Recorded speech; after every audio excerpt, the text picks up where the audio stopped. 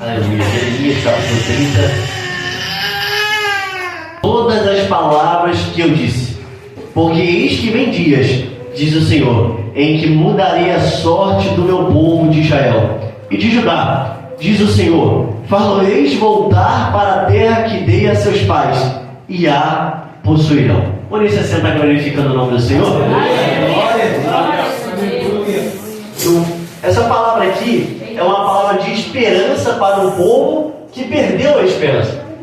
É uma palavra que estava dando vigor novamente a um povo que não tinha mais esperança de um novo amanhecer, de um novo acordar. O povo já não tinha mais a esperança de que Deus poderia mudar o cativeiro deles, que Deus poderia mudar a sorte deles.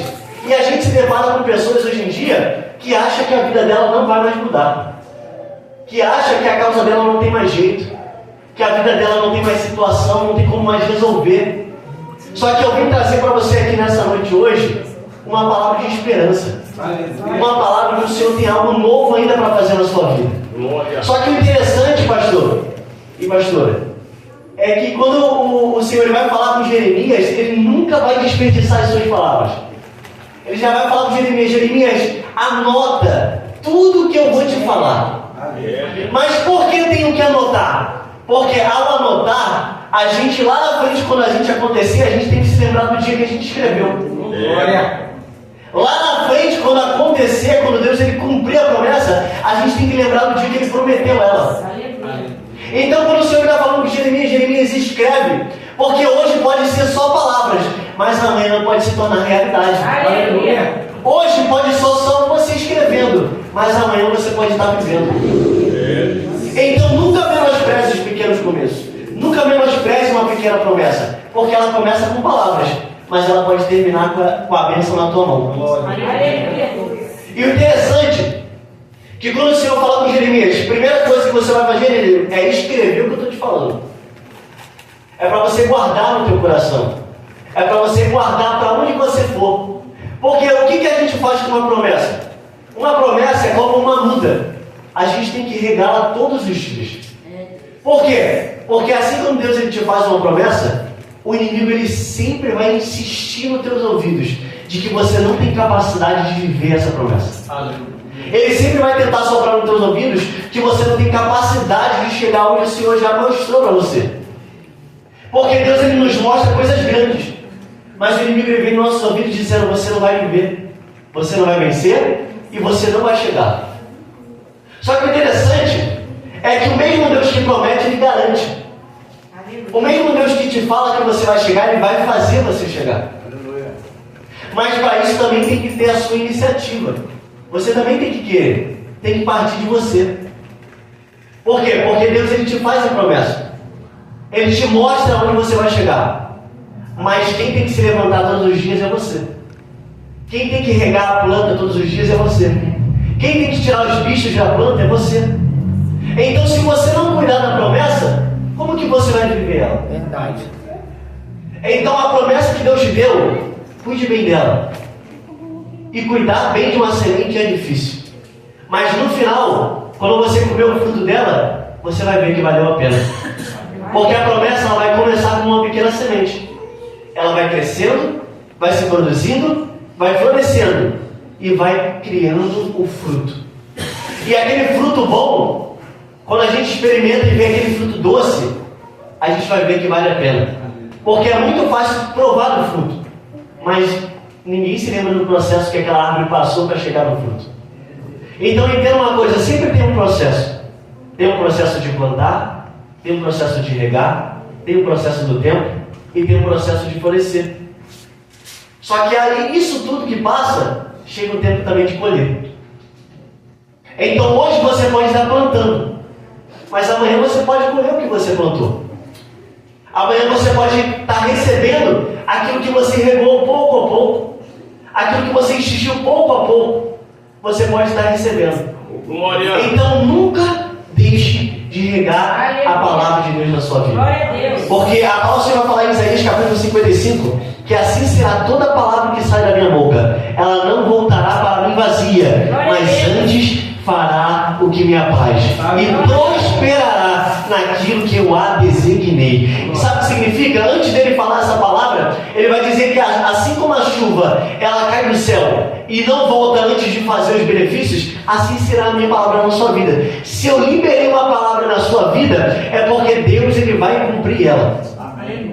Apóstolo vai falar que quando Deus ele dá uma ordem, a palavra dele tem que imediatamente fazer o que ele quer. Então, se Deus liberou uma palavra na sua vida, pode ter certeza, porque muitas vezes a palavra de Deus é até mais fiel que a gente, porque a gente falha, mas a palavra de Deus ela nunca vai falhar. A palavra vai falar que podem passar os céus e podem passar as terras, mas a palavra de Deus jamais passará.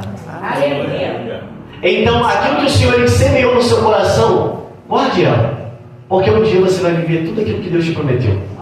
Só que, como eu falei no início, eu estou trazendo uma palavra de esperança, uma palavra de ânimo, uma palavra de vigor. Por quê? Porque o povo aqui agora, onde eu estou falando, é um período de cativeiro, é um período de dor e de sofrimento. Só que o cativeiro da Babilônia, ele se difere do que o povo passou no Egito. Por quê? Porque o Egito é marcado por crueldade, é marcado por chicote, por sangue. Só que o período do cativeiro na Babilônia é marcado por uma falsa liberdade.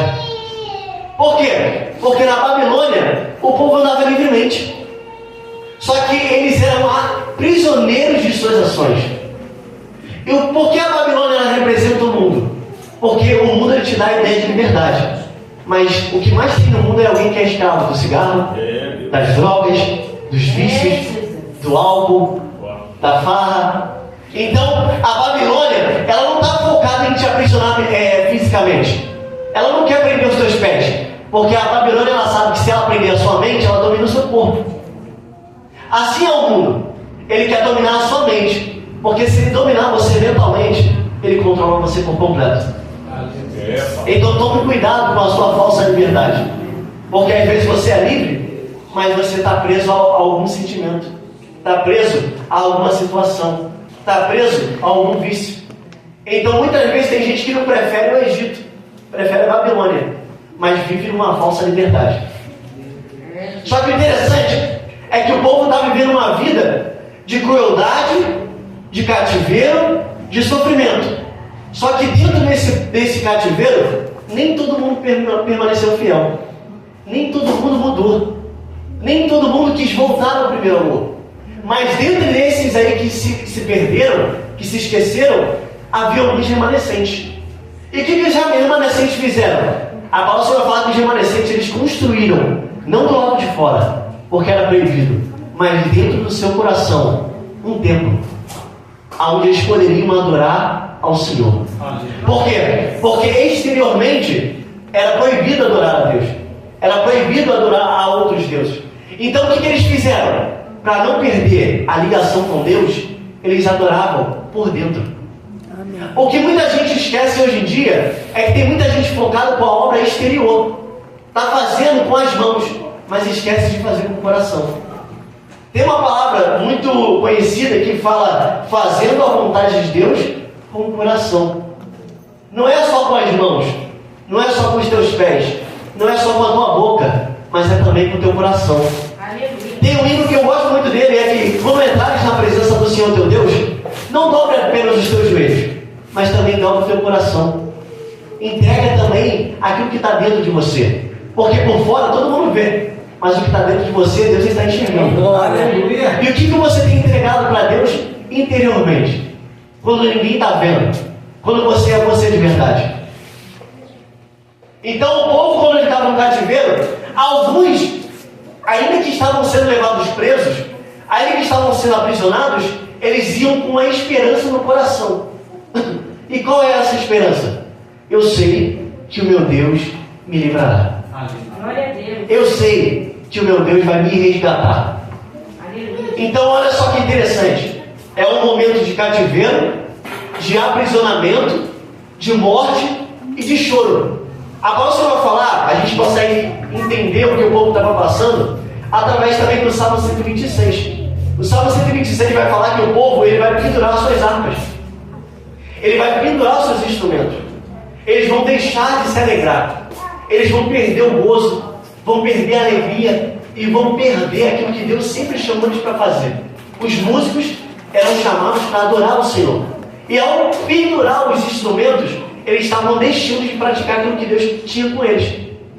Quantas vezes você, quando passa por um momento difícil, de dificuldade, você deixa de fazer a obra?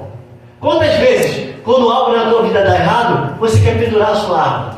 Você quer enterrar o teu instrumento? Você quer largar aquilo que você tem que fazer? A Paulo, eu estava... Quando eu preguei na última vez, eu falei sobre Agar. A história de Agar é muito interessante.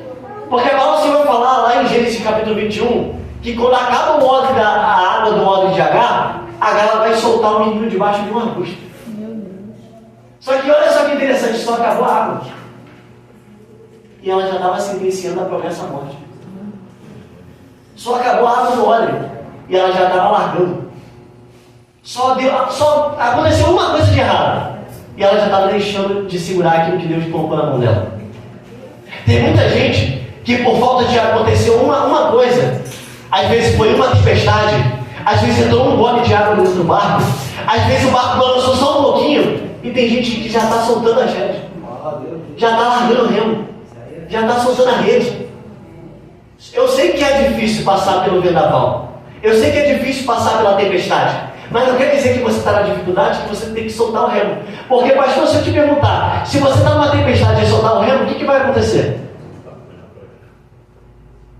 Então não solta os remos. Mesmo na tempestade, segura. A Paulo vai falar que quando os discípulos estavam passando pela tempestade, lá em Marcos, a Paulo vai falar que Jesus estava vendo na montanha. E viu que estavam em dificuldade para remar. Mas eles ainda estavam remando. Estavam com dificuldade para remar, mas ainda remavam. Aleluia. Estavam com dificuldade de prosseguir, mas ainda prosseguiam. Agora o Senhor vai falar que Gideão e os 300 que com ele estavam cansados, mas ainda perseguindo. Cansado, mas ainda caminhando. Sabe o que significa? Eu estou cansado, mas em vez de voltar para a vida que eu estava vivendo lá atrás, eu vou continuar caminhando. Aleluia! Por quê? Porque a vida que eles estavam vivendo de opressão, de derrota e de sofrimento, eles não queriam voltar para essa vida. Eles não queriam voltar para aquele cenário. Então o que eles falaram? Eu prefiro estar cansado e caminhando do que estar voltado lá para a lama. Eu prefiro estar cansado e andando do que voltar para o chão. Eu prefiro estar cansado e caminhando do que voltar para a opressão. Porque se Deus ele te der uma oportunidade, mesmo cansado, continua caminhando. Porque às vezes essa oportunidade não vai voltar. Deus deu a oportunidade de Gideão derrotar os inimigos dele. Então agarre a oportunidade. Porque nem toda oportunidade é para sempre. Então olha que interessante. Que mesmo passando por momentos de dificuldade, por momentos de perigo, por momentos de tempestades, eles não deixaram de remar. Eles não soltaram os remos. Eles não largaram a gente. Então entenda uma coisa, não é porque você está passando por um problema que você tem que largar Jesus.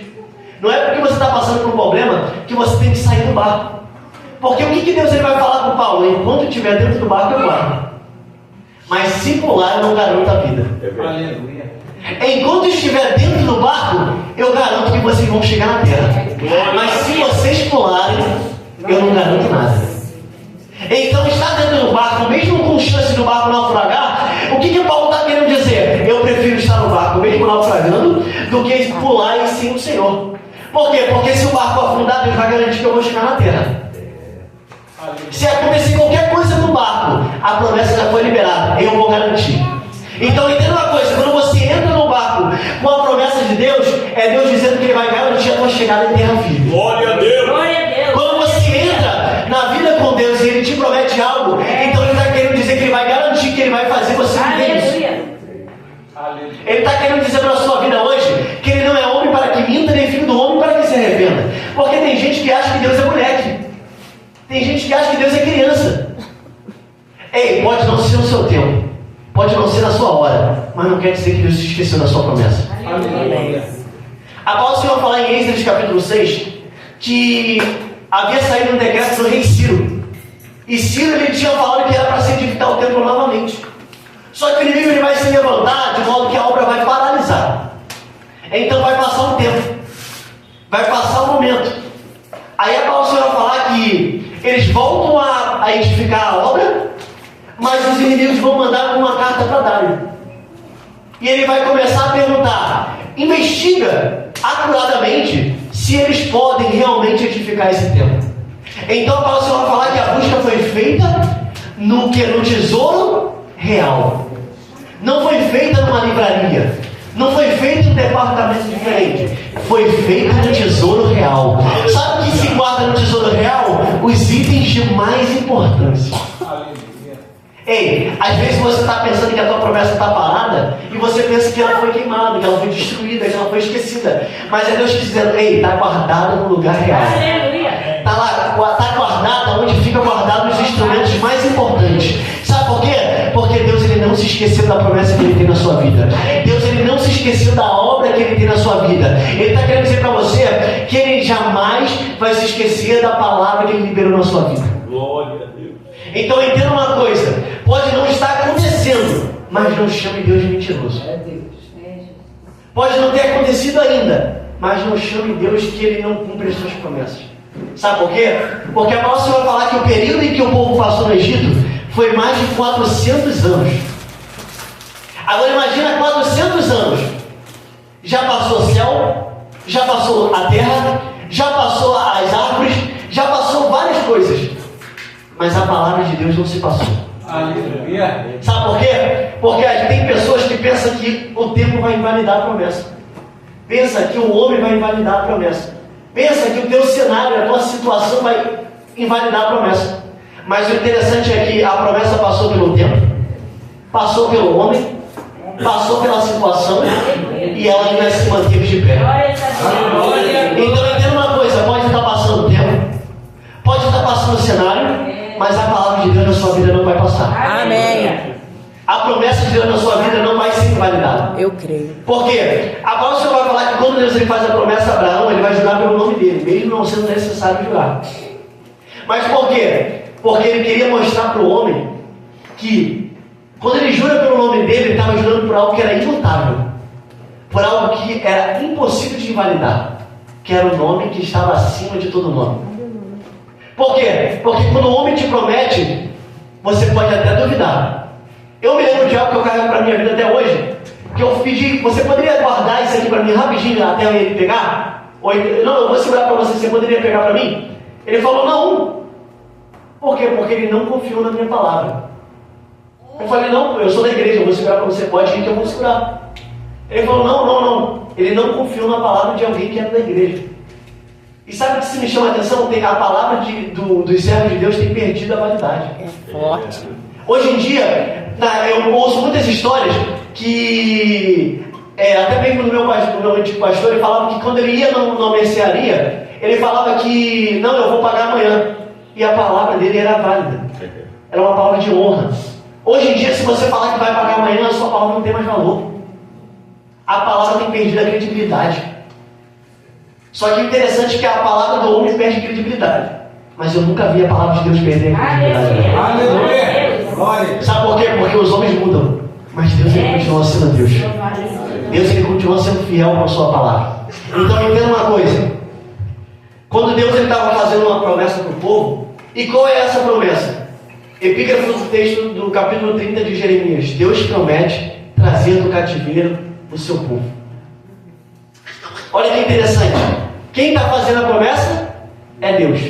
Então se é Deus que está prometendo, pode ficar tranquilo, porque vai acontecer. Amém. Segundo, eu vou trazer de volta do cativeiro. Trazer de volta significa restituir, restaurar, reivindicar de novo. Da onde? Cativeiro, aflição, sofrimento, aprisionamento. Olha então o significado da palavra. Deus promete trazer, restituir, restaurar o povo do seu sofrimento, da sua dor, da sua aflição e levar de novo novamente para a terra que eu lhes dei. Amém. Você sabe o que significa essa palavra? É Deus dizendo, eu vou te tirar da terra da sua aflição. Eu vou tirar você da sua angústia. Eu vou tirar você dessa prisão, desse sofrimento, dessa dor, de tudo isso que você está vivendo hoje. Eu vou te tirar. Eu creio. Sabe por quê? Porque Deus ele tirou José da prisão. Tirou Paulo e Silas da prisão também. Tirou 3 jovens de uma fornalha de fogo. E tirou um jovem cheio de uma cova de leões. Então eu venho falar para você que o teu cenário para Deus é nada. Pode ficar tranquilo, porque o mesmo Deus que libertou José, que libertou Paulo e Silas, é o mesmo Deus que vai trazer livramento para a tua casa, para a vida dos teus filhos, para a vida da tua família e para a tua casa. O mesmo Deus que ainda cura, que ainda sara, que ainda faz ser vitorioso, é o mesmo Deus que está falando contigo hoje. É o mesmo Deus que está falando que você vai viver tudo aquilo que Ele te prometeu. Então, eu venho trazer uma palavra, eu não estou inventando, não estou criando nada. Eu estou trazendo só algo que a gente esquece. A gente esquece de um Deus tão grande, de um Deus tão poderoso, de um Deus tão maravilhoso, a ponto de a gente querer largar tudo, porque ainda não aconteceu no nosso tempo.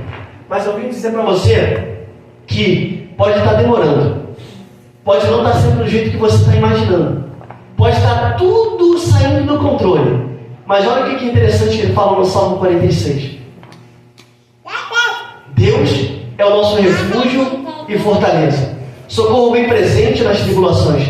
Portanto, não temeremos, ainda que a terra se transtorne, os montes se abalem no seio dos mares, ainda que as águas tumultuem e espumejem, e na sua fúria os montes se estremeçam.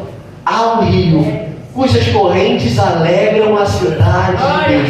Sabe o que essa palavra significa? Significa que ainda que tudo pareça desmoronar diante da sua vista, ainda que tudo pareça sair do controle, ainda que tudo pareça que está dando errado, a palavra do Senhor fala em Isaías capítulo 6, verso 6, que quando o rei ele morreu, não tinha ninguém no trono no terreno, mas Isaías vai levantar os olhos e vai ver que tinha alguém assentado no alto e sublime trono. Sabe o que significa? Trono vazio significa descontrole, significa tudo saindo do lugar. Mas enquanto a terra estava sem controle, estava saindo do lugar, estava tudo dando errado, alguém ainda estava sentado no trono alto. Ainda tinha alguém que ainda estava no controle. Sabe o que significa Deus estar sentado no alto e sublime trono? Significa que Ele ainda está no controle da sua vida. Amém.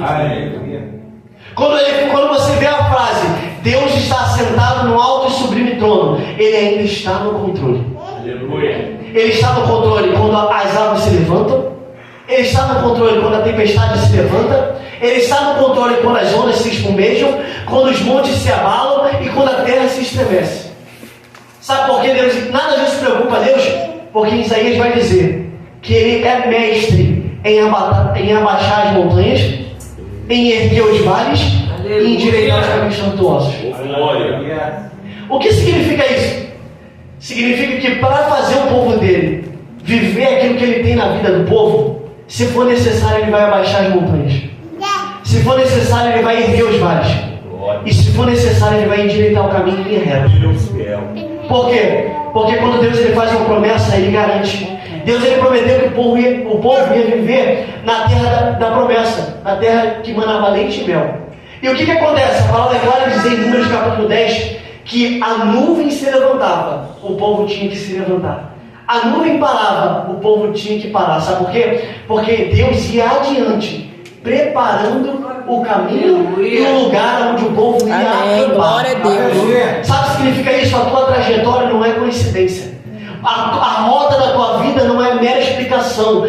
Tudo que você está vivendo é Deus traçando a rota para você chegar na terra da promessa. Todo o seu caminho, todo o seu percurso é Deus que está indo na frente. Quem se lembra daquele louvor que Deus vai na frente, abrindo o caminho, quebrando as correntes e tirando os espinhos?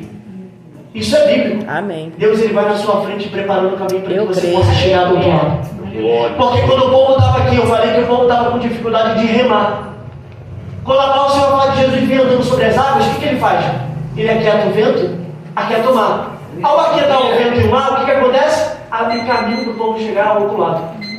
Deus ele fez uma promessa na sua vida que você ia chegar ao outro lado.